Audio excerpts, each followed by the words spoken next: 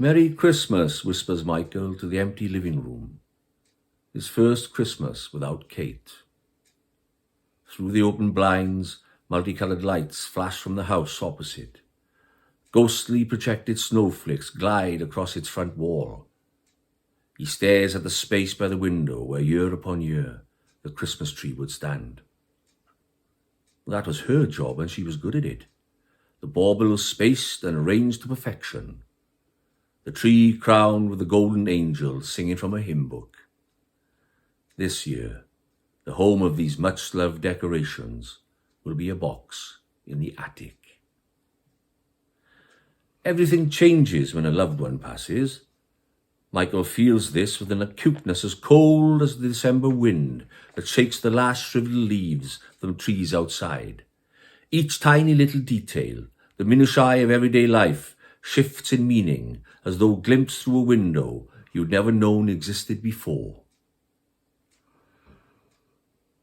This is not how he pictured retirement. Still, at least she's free now, he thinks. There'll be no more suffering. Bedtime routines, the rituals for preparing for sleep. The living room is lit only by the faded orange glow from the lamp on the mantelpiece. The radiator glugs as the heating winds down, and the night now stretches out ahead of him like a never-ending black chasm. They'd be watching the news right now, except he can't bear to have it on. Can't stomach any more doom and gloom. So he sits and listens. Listens to a classical piece on the radio. It's a choral work. Voices interweave. Call and response. Michael drains the last mouthful of mulled wine from the mug she bought him from the Christmas market in Germany all those years ago. He thought it tacky and never used it, but has rescued it from its hiding place at the back of the cupboard to keep guilt at bay. It's white with a blue snowflake motif laced around the rim, and Michael cradles it in his hands, turning it around and around, so scared that he'll drop it, erasing yet another part of her from existence. Then he notices a hairline crack that runs helter-skelter from the lip, around and around, all the way to the bottom, as though someone has taken a biro and drawn it over the pristine surface. He peers inside, and yes, it's there too. When did that happen? The radio chorus reaches its crescendo. Time to turn in. Upstairs, Michael hovers beside the large empty bed. Kate's old diary is a black blur at the edge of his vision. It's lain on his bedside cabinet since he found it 2 days ago, in a box of her things in the attic, and, against his better judgment, decided to read it. The year, embossed on the cover in tarnished gold lettering, should have been enough to warn him off. That had been a difficult time. Just a peek, he told himself, wondering whether it might connect him to some hitherto hidden part of her. Now, he can empathize with the cat that curiosity got the better of. She knew. All this time, she knew. Did she ever think, he wonders, that one day he might see this? That he would know that she knew? Folding back the sheets, Michael gasps. There's an imprint on Kate's side of the bed, a depression on the pillow. He catches a faint aroma and leans in closer, that thick, rosy waft that lingered around her. Her perfume. A note of something sharper, too. Another scent he can't quite place. With trembling fingers, he touches the sheets. They're warm. In bed, his breath shallow and uneven, Michael reassures himself that there's a logical explanation. He doesn't know what that might be, but it must exist. You'd think he'd have the decency to hide it a bit better. Lines from her diary echo in his mind.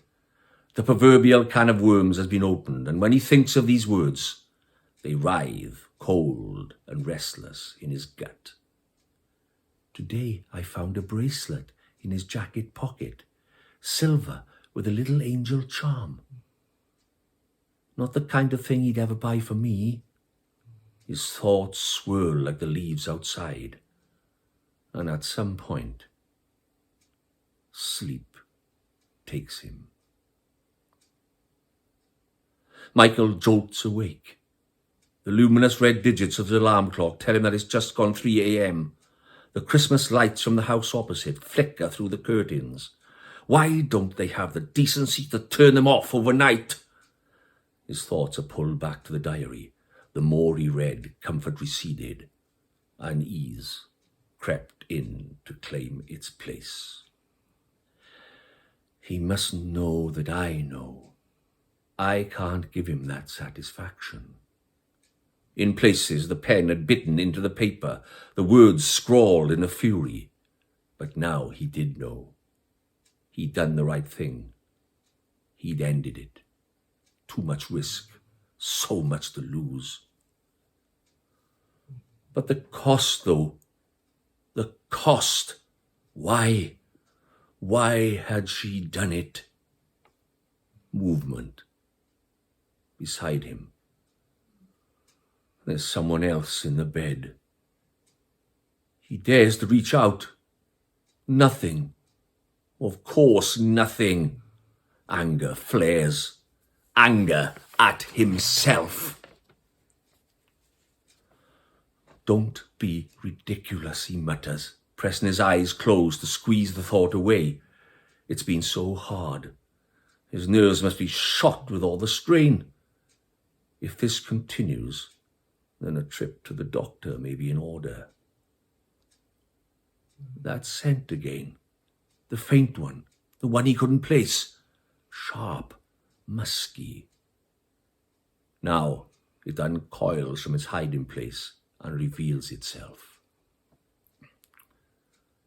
Hers. She used to wear it. In front of the curtain stands a black silhouette. With a gasp of fear, Michael grabs for the bedside lamp, almost upending it as he struggles to find the switch. On it clicks, banishing the darkness. Raising himself on his elbows, he turns to face the window. Sally! Just as she was 30-odd years ago. Porcelain skin, hair sculpted into an immaculate black bob. The same crimson lips, blood on snow, white silk blouse and pencil skirt. She holds her notepad and pencil, as if ready to attend to another of his many whims. You, he breathes. You. She smiles. Who else? The voice, like the purring of a cat. You said you'd leave her. She repeats the last words he ever heard her speak, except that back then they were screamed like the cry of a fox in the dead of night, as she pounded him with her fists, begging him, pleading with him. Now, her tone is light, her gaze steady, her lips form a contented smile. I'll be young forever. Shame about this, though. She lifts her arms. The cuffs of her blouse are soaked with blood. Why? Why? Is all he can think to say. You broke my heart. The words are a sigh. But I'm all right now. She's helped me to move on at last. She's been so good to me. This was her idea. She said I should come and see you one last time to say a proper farewell. He shakes his head, confusion and shock muddling his thoughts. Words are impossible. Sally lays down her pencil and pad on the bed, smooths her skirt. Leaning forward, she places her hand on Michael's chest. Her touch is ice. He gasps at the shock of it. Kate says hello, she whispers. Her eyes glitter. And Merry Christmas. Hot needles of pain flood his torso. He collapses against the pillow, his body in spasm, teeth clenched, lips twisted. Tears blur his vision as his head wrenches to the side. Kate's diary is so far away, a black rectangle glimpsed through a frosted window. Beside it, something winks under the lamplight. Silver, blood-speckled. A delicate bracelet with a charm attached. A little silver angel. I'm sorry, he mouths as his world fades to black.